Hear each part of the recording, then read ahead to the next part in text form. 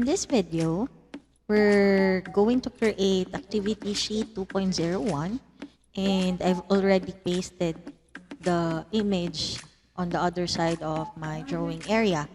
Now, first we need to activate the southeast or southwest isometric view of the drawing area, or this part of the drawing area.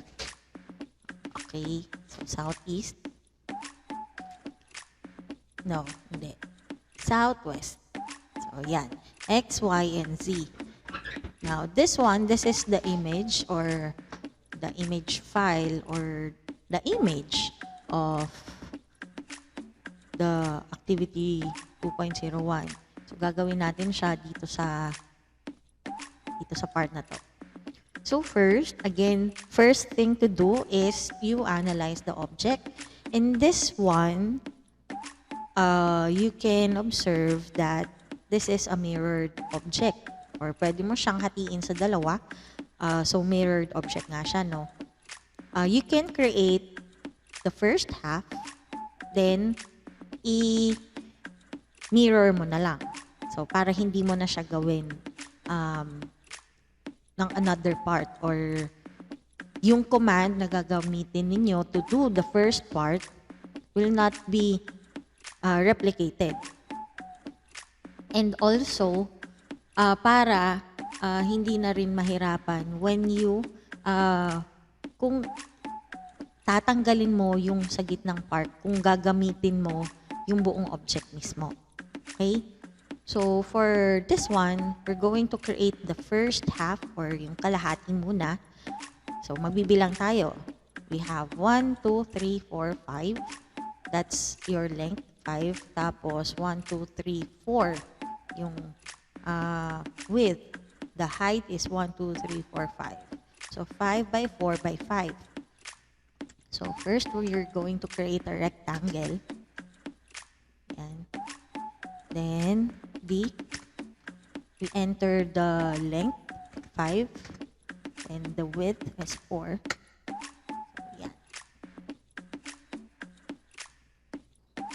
Then, okay, expand this. So, pwede, itong part na to is this part or ito. Pero, dito muna tayo sa medyo taas. Itong part. So, first, we need to extrude or press pull. Ang height niya is 5 nga. Okay. So, that's your first block.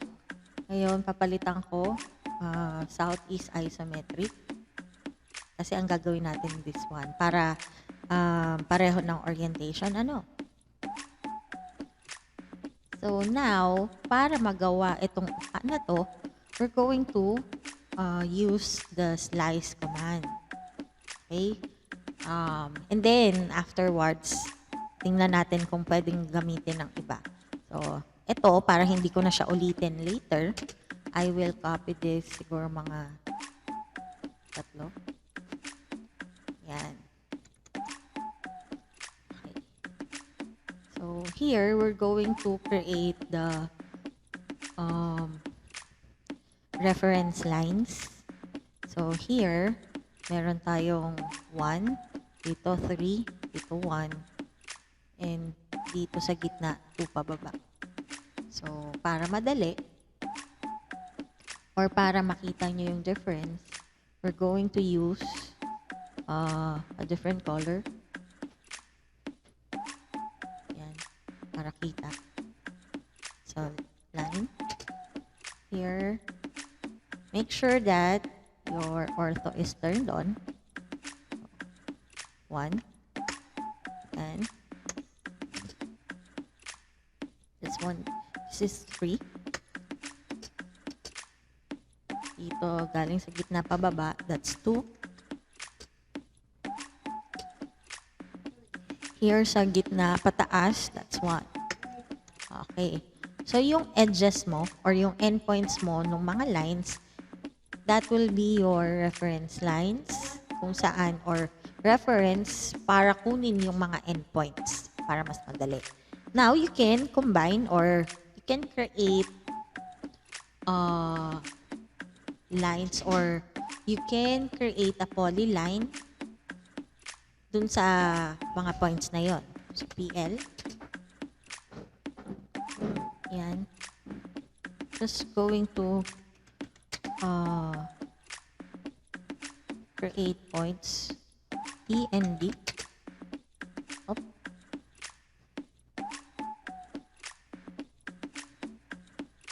Yan. Ayaw niya dito because hindi siya pareho ng plane. So, we can use line command na lang.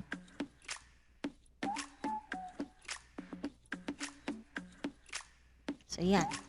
Now, after using the line command, pwede mo siyang i-region. Ito yung first siguro strategy. Ito yung dati kong ginagawa before I was comfortable using the slice. So this one, I'll use region here. Yan. So hindi siya na region. Is it because may hindi tumama? Wait. Sige. I'll recreate these lines again using the line command. Hindi na polyline.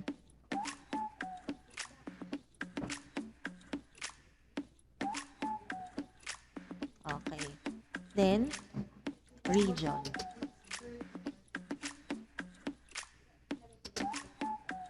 So, yan. That's what we need to see.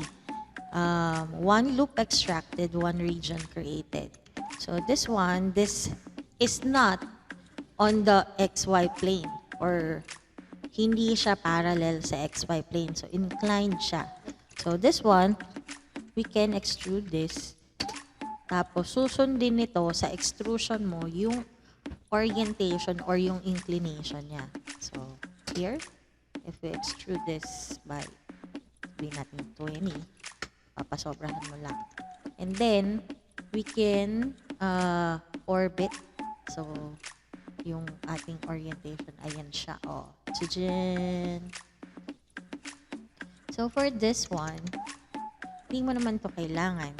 Kasi isusubtract mo na lang siya dito sa iyong main object. So, yan, babalik ulit. So, SU, this one, original object, and our second object. So, for here, hindi siya totally natanggal because ang nakuha niya is itong part lang na to sa extrusion.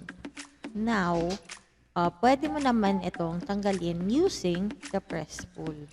So, tinanggal mo lang naman yung majority press. Yan. So, okay. So, that's your first object. So, to check, volume. So, that's 81.33. So on and so forth. Now, we're going to recreate again. Pero ito, iba ng command. So, we're going to use slice. Para mas madali, I'm going to copy yung aking reference lines kanina para mas madali ang buhay. So, copy. Hindi kasi siya nakasama dun sa unang copy kanina. Okay. So, here,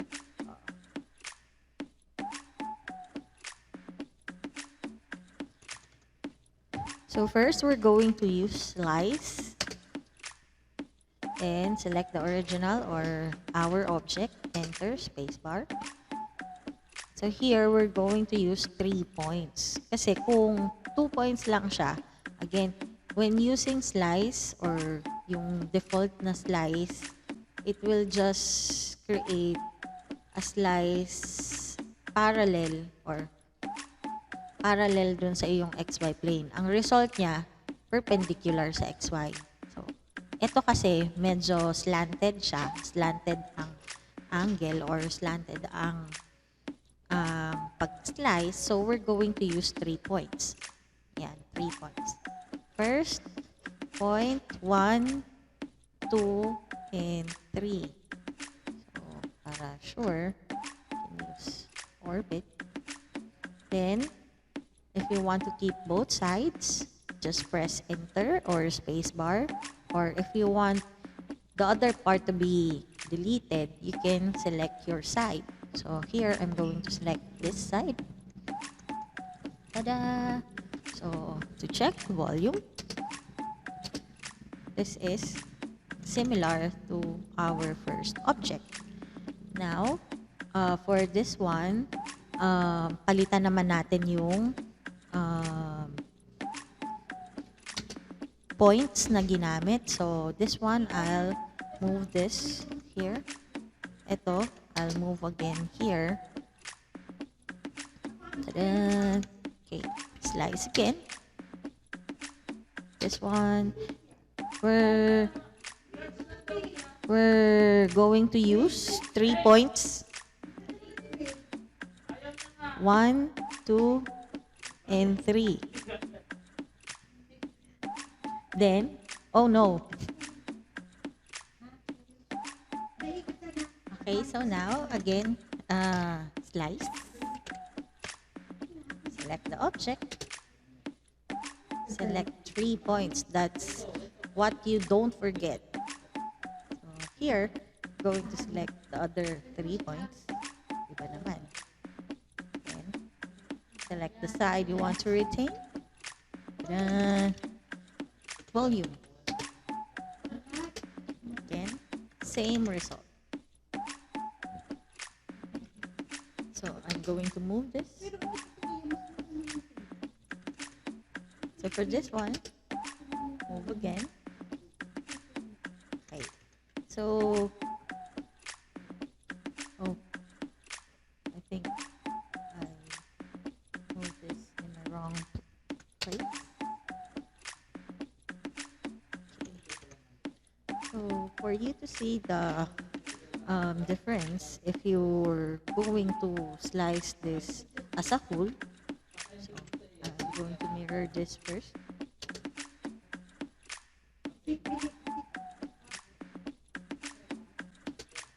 Then union. Okay. So here, if you're going to make a slice sa buo, yung buong object na mismo, same thing to do is use 3 points. However, ang magiging result niya is, ay, mali.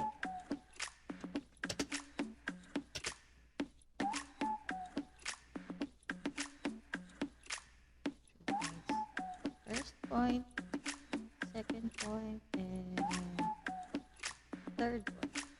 Now, I'm not going to choose side. I will keep both. So, ito ang magiging result nyo. Kung buong object yung ginawa ninyo and sa buong object kayo nag-perform ng slice. Pwede naman tong maremedyohan. So, first, I'm going to delete the other part. So, yan siya, ano. If I'm going to use volume, this one is 90. Ang ito ay yung sa isang part lang or sa isang side, this is 81.33. So, sobra ka ng mga siyam, less than 9. So, para hindi masayang yung ginawa nyo, you can use this as remedyo. You mirror again. Tapos, ang gawin mong mirrored point is yung gitna niya. Eh, yun yung ginawa nating line kanina. So, here. Erase source object, that's a no. Then, you use union. Okay? So, this is your final product. Okay. So, hindi lahat you need to start from the beginning para magawa yung object. Pwede mong i-analyze kung saan ka nag-error, then dun mo remedyohan. So, for this one, kung i-hide natin, so this, I'm going to use by layer. So, yan na yung itsura niya talaga.